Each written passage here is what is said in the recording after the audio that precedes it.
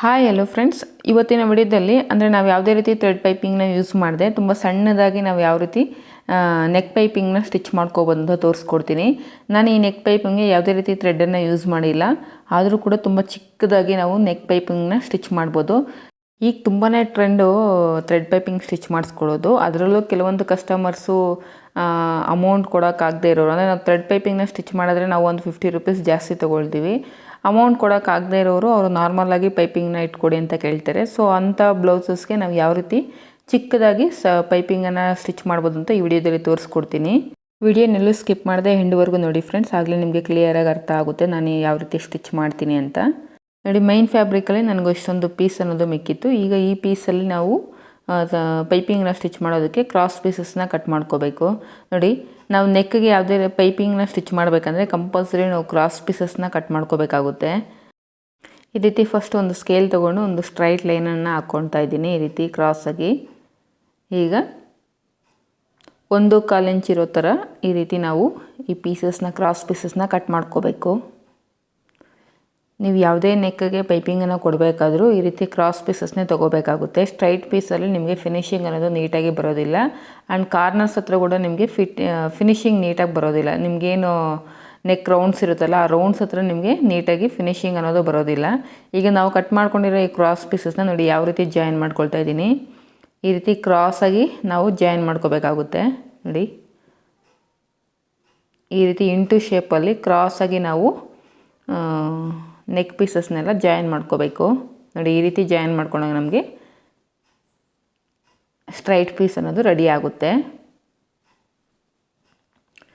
Cross ಪೀಸಸ್ನ cut ಮಾಡಿಕೊಂಡು ಈ ರೀತಿ ಇಂಟು ಮಾರ್ಕಲ್ಲಿ ನಾವು ಇದಕ್ಕೆ ಪೀಸಸ್ನ ಜಾಯಿನ್ ಮಾಡಿಕೊಂಡಾಗ ನಮಗೆ ಈ ಸ್ಟ್ರೈಟ್ ಪೀಸ್ ಅನ್ನೋದು ರೆಡಿ ಆಗುತ್ತೆ ನೆಕ್ ಪೈಪಿಂಗ್ ಮಾಡೋದಕ್ಕೆ.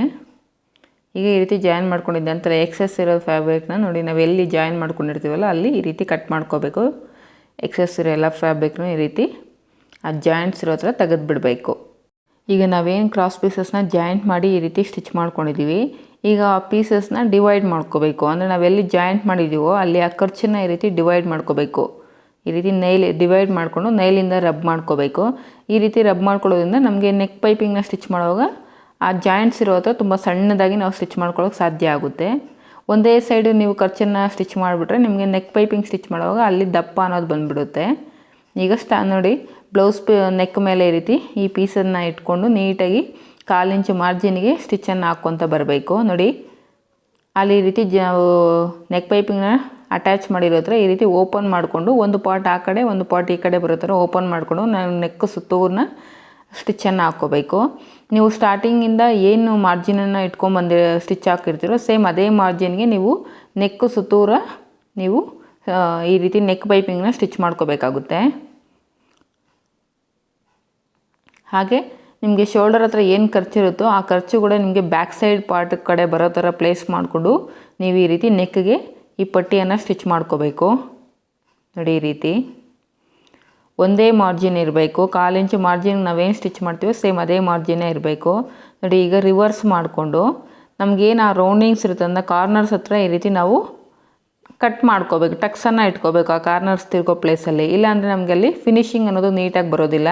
ಈ ರೀತಿ ಕಟ್ ಮಾಡ್ಕೊಳ್ಳುವಾಗ ನೀವು ಏನು ಪಟ್ಟಿನ ಸ್ಟಿಚ್ ಮಾಡಿರ್ತೀರೋ ಆ ಪಟ್ಟಿ ಕಟ್ ಆಗಬಾರ್ದು.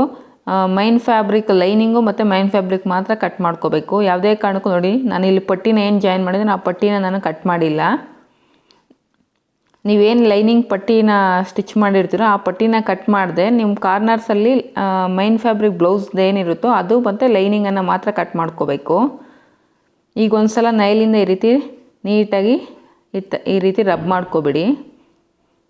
ಈ ರೀತಿ ರಬ್ ಮಾಡ್ಕೊಳ್ಳೋದ್ರಿಂದ ನೀಟಾಗಿ ನೀವು ಫೋಲ್ಡಿಂಗನ್ನು ಮಾಡ್ಕೋಬೋದು. ನೋಡಿ, ಈಗ ನಮಗೇನು ಖರ್ಚಿರುತ್ತೋ ಆ ಖರ್ಚಿಗೆ ಈ ರೀತಿ ಫೋಲ್ಡ್ ಮಾಡಿಕೊಂಡು ಒಂದು ಪಾಯಿಂಟ್ಗಿಂತ ಒಳಗೆ ಈ ರೀತಿ ಸ್ಟಿಚ್ಚನ್ನು ಹಾಕ್ಕೋಬೇಕು. ಅಂದರೆ ಒಂದು ಲೈನಿಗಿಂತ ಒಳಗೆ ಈ ರೀತಿ ಒಂದು ಸ್ಟಿಚ್ಚನ್ನು ಹಾಕ್ಕೋಬೇಕು. ನಾವೇನು ಮಾರ್ಜಿನನ್ನು ಇಟ್ಟು ಸ್ಟಿಚ್ ಮಾಡಿರ್ತೀವೋ ಆ ಮಾರ್ಜಿನ್ಗೆ ಈ ರೀತಿ ಕ್ಲಾತನ್ನು ಫೋಲ್ಡ್ ಮಾಡಿಕೊಂಡು ಈ ರೀತಿ ನೀಟಾಗಿ ಸ್ಟಿಚ್ಚನ್ನು ಹಾಕ್ಕೋಬೇಕು.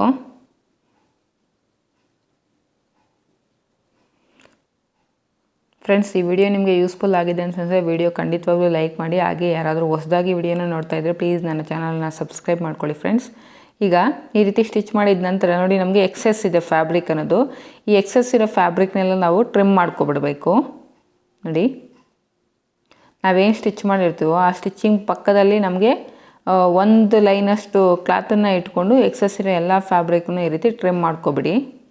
ಯಾರಿಗೆಲ್ಲ ನೆಕ್ ಪೈಪಿಂಗ್ ಸ್ಟಿಚ್ ಮಾಡ್ಕೊಳ್ಳೋದು ತುಂಬ ಕಷ್ಟ ಅನ್ನಿಸ್ತಿದೆಯಾ ಅಂಥವರು ಈ ವಿಡಿಯೋನ ಒಂದು ಸಲ ಅಲ್ದಿದ್ರೆ ಒಂದು 2 ಸಲ ವಿಡಿಯೋನ ನೋಡಿ. ನೀವು ಒಂದು ಸಲ ಈ ಮೆಥಡಲ್ಲೇ ಟ್ರೈ ಮಾಡಿ ನೆಕ್ ಪೈಪಿಂಗ್ ಯಾವ ರೀತಿ ಸ್ಟಿಚ್ ಮಾಡ್ಕೊಳ್ಳೋದು ಅಂತ. ಖಂಡಿತವಾಗ್ಲೂ ನಿಮಗೆ ಹೆಲ್ಪ್ಫುಲ್ ಆಗುತ್ತೆ ಅಂತ ಅಂದ್ಕೊಳ್ತಾ ಇದ್ದೀನಿ ಈ ವಿಡಿಯೋ. ನೋಡಿ ಈ ರೀತಿ ನೀಟಾಗಿ ಟ್ರಿಮ್ ಮಾಡ್ಕೊಬಿಡಬೇಕು. ನೋಡಿ ನಾನು ಒಂದು ಲೈನಷ್ಟು ಕ್ಲಾತನ್ನು ಇಟ್ಕೊಂಡು ನಾವು ಏನು ಸ್ಟಿಚ್ ಮಾಡಿದ್ದೀವಲ್ಲ ಫೋಲ್ಡ್ ಮಾಡಿ ಇನ್ನು ಎಕ್ಸೆಸ್ ಇರೋದನ್ನೆಲ್ಲ ಟ್ರಿಮ್ ಮಾಡಿದ್ದೀನಿ. ಈಗ ನೀಟಾಗಿ ಈ ರೀತಿ ಫೋಲ್ಡ್ ಮಾಡಿಕೊಂಡು ಆದಷ್ಟು ಸಣ್ಣಗೆ ಬರೋ ಥರ ನೀವು ಫೋಲ್ಡ್ ಮಾಡ್ಕೋಬೇಕು. ತುಂಬ ದಪ್ಪ ಬರೋ ಥರ ಫೋಲ್ಡ್ ಮಾಡಿಕೊಂಡ್ರು ನಿಮಗೆ ನೆಕ್ ಪೈಪಿಂಗ್ ಅನ್ನೋದು ತುಂಬ ದಪ್ಪ ಬಂದುಬಿಡುತ್ತೆ. ನೀವು ಎಷ್ಟು ಸಣ್ಣದಾಗಿ ಫೋಲ್ಡ್ ಮಾಡ್ತೀರೋ ಅಷ್ಟೊಂದು ಚಿಕ್ಕದಾಗಿ ನಿಮಗೆ ಈ ನೆಕ್ ಪೈಪಿಂಗ್ ಅನ್ನೋದು ರೆಡಿ ಆಗುತ್ತೆ. ಎಷ್ಟು ಸಣ್ಣದಾಗಿ ನೀವು ಫೋಲ್ಡ್ ಮಾಡ್ಕೊಳ್ಳೋಕೆ ಸಾಧ್ಯ ಆಗುತ್ತೋ ಅಷ್ಟು ಸಣ್ಣದಾಗಿ ನೀವು ಈ ಪೈಪಿಂಗನ್ನು ಸ್ಟಿಚ್ ಮಾಡ್ಕೋಬೋದು. ನೋಡಿ ಈ ರೀತಿ. ಹಾಗೆ ಆ ಸ್ಟಿಚ್ ಅನ್ನೋದು ನೀವೇನು ಫೋಲ್ಡ್ ಮಾಡಿರ್ತೀರಲ್ಲ ಅದ್ರ ಪಕ್ಕದಲ್ಲೇ ನಿಮಗೆ ಸ್ಟಿಚ್ ಬೀಳೋ ಥರ ಇರಲಿ. ತುಂಬ ಡಿಸ್ಟೆನ್ಸ್ ಇದ್ದರೂ ಕೂಡ ನಿಮಗೆ ಫಿನಿಶಿಂಗ್ ಅನ್ನೋದು ನೀಟಾಗಿ ಬರೋದಿಲ್ಲ. ಅಂದರೆ ನೀವೇನು ಫೋಲ್ಡ್ ಮಾಡಿರ್ತೀರೋ ಅದನ್ನು ಬಿಟ್ಟು ತುಂಬ ಡಿಸ್ಟೆನ್ಸಲ್ಲಿ ನೀವು ಸ್ಟಿಚ್ ಹಾಕಿದ್ರೂ ಕೂಡ ನಿಮಗೆ ಫಿನಿಶಿಂಗ್ ಅನ್ನೋದು ನೀಟಾಗಿ ಬರೋದಿಲ್ಲ. ಇನ್ನೊಂದು ಫ್ರೆಂಡ್ಸ್, ಏನು ಕಾರ್ನರ್ಸ್ ಇರುತ್ತಲ್ವ ನಮಗೆ ನೆಕ್ಕು ರೌಂಡ್ ಹತ್ರ, ಆ ಕಾರ್ನರ್ಸ್ ಹತ್ರ ನೀವು ಕಂಪಲ್ಸರಿ ಟಕ್ಸನ್ನು ಇಟ್ಕೋಬೇಕು. ನೀವು ಒಂದು ವೇಳೆ ಟಕ್ಸ್ ಇಟ್ಕೊಳ್ದಿರ ನೀವು ಈ ರೀತಿ ನೆಕ್ ಲೈನನ್ನು ಸ್ಟಿಚ್ ಮಾಡ್ತೀವಿ ಅಂದರೆ ಕಂಪಲ್ಸರಿ ನೀವು ಆ ನೆಕ್ ಲೈನನ್ನು ಸ್ಟಿಚ್ ಮಾಡಿದ ನಂತರ ಮೇಲಕ್ಕೆ ತಿರುಗ್ಕೊಳ್ತಾ ಇರುತ್ತೆ. ನೀವು ಈ ರೀತಿ ಟಕ್ಸನ್ನು ಇಟ್ಕೊಂಡು ಸ್ಟಿಚ್ ಮಾಡಿದ್ರೆ ನೀಟಾಗಿ ಫೋಲ್ಡ್ ಆಗುತ್ತೆ ಕೆಳಗಡೆಗೆ. ನೋಡಿ ಆ ಕಾರ್ನರ್ಸ್ ಹತ್ರ ಕೂಡ ನಾವು ಈಸಿಯಾಗಿ ತುಂಬ ಸಣ್ಣದಾಗಿ ನಾವು ಪೈಪಿಂಗನ್ನು ಸ್ಟಿಚ್ ಮಾಡ್ಕೋಬೋದು ಆ ರೀತಿ ಟಕ್ಸನ್ನು ಇಟ್ಕೊಂಡ್ರೆ. ನೀವು ವಿತೌಟ್ ಟಕ್ಸ್ ಇಟ್ಕೊಳ್ದೆ ನೀವು ಆ ರೌಂಡಿಂಗ್ಸ್ ಹತ್ರ ನೀವು ಹಾಗೆ ಈ ರೀತಿ ಪೈಪಿಂಗ್ನ ಸ್ಟಿಚ್ ಮಾಡ್ಕೊಳಕ್ಕೆ ಹೋದರೆ ಫಿನಿಶಿಂಗ್ ಅನ್ನೋದು ನೀಟಾಗಿ ಬರೋದಿಲ್ಲ ಫ್ರೆಂಡ್ಸ್. ಈ ರೀತಿ ನೆಕ್ ಪೈಪಿಂಗ್ನ ಸ್ಟಿಚ್ ಮಾಡುವಾಗ ನೀವು ಸ್ಟಾರ್ಟಿಂಗಲ್ಲಿ ಎಷ್ಟು ಚಿಕ್ಕದಾಗಿ ಫೋಲ್ಡ್ ಮಾಡಿರ್ತೀರೋ ಎಂಡಿಂಗ್ ಬರೋವರೆಗೂ ನೀವು ಅಷ್ಟೇ ಚಿಕ್ಕದಾಗಿ ನೀವು ನೆಕ್ ಪೈಪಿಂಗ್ನ ಸ್ಟಿಚ್ ಮಾಡಬೇಕು. ಒಂದು ಹತ್ರ ತುಂಬ ದಪ್ಪಕ್ಕೆ ಇಟ್ಕೊಂಡು ಸ್ಟಿಚ್ ಮಾಡೋದು, ಇನ್ನೊಂದು ಹತ್ರ ತುಂಬ ಸಣ್ಣದಾಗಿ ಸ್ಟಿಚ್ ಮಾಡೋದು ಬೇಡ. ನೀವು ಸ್ಟಾರ್ಟಿಂಗಿಂದ ಎಂಡಿಂಗ್ವರೆಗೂ ಒಂದೇ ಬಿಡ್ತಲ್ಲಿ ಇಟ್ಕೊಂಡು ನೀವು ಈ ರೀತಿ ಫೋಲ್ಡ್ ಮಾಡಿಕೊಂಡು ಸ್ಟಿಚ್ಚನ್ನು ಹಾಕ್ಕೊಬನ್ನಿ. ಆಗಲೇ ನಿಮಗೆ ಫಿನಿಶಿಂಗ್ ಅನ್ನೋದು ಸೇಮ್ ಥ್ರೆಡ್ ಪೈಪಿಂಗ್ ಸ್ಟಿಚ್ ಮಾಡಿದ ರೀತಿಯೇ ಕಾಣಿಸುತ್ತೆ. ಈ ಪೈಪಿಂಗಲ್ಲಿ ತುಂಬ ಇಂಪಾರ್ಟೆಂಟ್ ಏನು ಅಂದರೆ ನೀವು ಈ ಪೈಪಿಂಗ್ನ ಎಷ್ಟು ಸಣ್ಣದಾಗಿ ಫೋಲ್ಡ್ ಮಾಡ್ಕೊಂಡು ಸ್ಟಿಚ್ ಮಾಡ್ತೀರಾ ಅನ್ನೋದು. ನೋಡಿ ಯಾವ ರೀತಿ ಬಂದಿದೆ ಪೈಪಿಂಗ್ ಅನ್ನೋದು, ಸೇಮ್ ಥ್ರೆಡ್ ಪೈಪಿಂಗ್ ಸ್ಟಿಚ್ ಮಾಡಿದ್ದ ರೀತಿಯೇ ಬಂದಿದೆ. ನೋಡಿ ಬ್ಯಾಕ್ ಸೈಡ್ ನಮಗೆ ಈ ರೀತಿ ಇರುತ್ತೆ. ನೀಟಾಗಿ ನೀವು ಐರನ್ ಮಾಡ್ಕೊಂಡ್ಬಿಟ್ರು ಸರಿ ಹೋಗುತ್ತೆ. ಇಲ್ಲ ಅಂದರೆ ನೀವು ಎಮ್ಮಿಂಗ್ ಮಾಡಿದ್ರು ನಿಮಗೆ ನೀಟಾಗಿ ಫಿನಿಶಿಂಗ್ ಅನ್ನೋದು ನೀಟಾಗಿರುತ್ತೆ. ಈ ವಿಡಿಯೋ ನಿಮಗೆ ಯೂಸ್ಫುಲ್ ಆಗಿದೆ ಅಂತ ಅನಿಸಿದ್ರೆ ವಿಡಿಯೋಗೊಂದು ಲೈಕ್ ಮಾಡಿ. ಹಾಗೆ ಯಾರಾದರೂ ಹೊಸದಾಗಿ ವಿಡಿಯೋನ ನೋಡ್ತಿದ್ರೆ ಪ್ಲೀಸ್ ನನ್ನ ಚಾನಲ್ನ ಸಬ್ಸ್ಕ್ರೈಬ್ ಮಾಡ್ಕೊಳ್ಳಿ ಫ್ರೆಂಡ್ಸ್. ಹಾಗೆ ಈ ವಿಡಿಯೋದಲ್ಲಿ ಏನಾದರೂ ಡೌಟ್ಸ್ ಇದ್ದರೂ ನನಗೆ ಕಮೆಂಟ್ ಮಾಡಿ ತಿಳಿಸಿ friends. Thank you for watching.